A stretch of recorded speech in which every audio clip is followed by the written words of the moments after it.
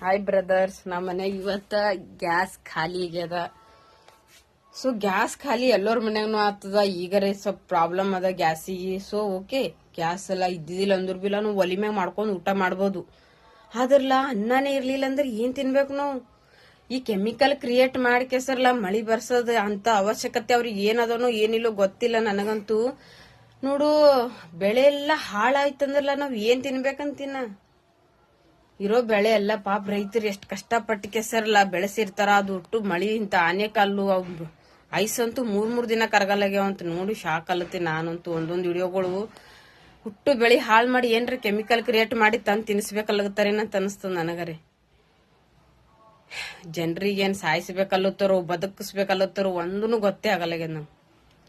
ನಿಜ ಬ್ರದರ್, ಎಂತ ದೇಶ ಹೊಂಟದು ಏನೋ. ಒಂದಿಲ್ಲ ಕೊರೋನಾ ತಂದಿಡ್ತಾವ, ಒಂದಿಲ್ದ್ರ ಗ್ಯಾಸಿನ ತಂದಿಡ್ತಾವ.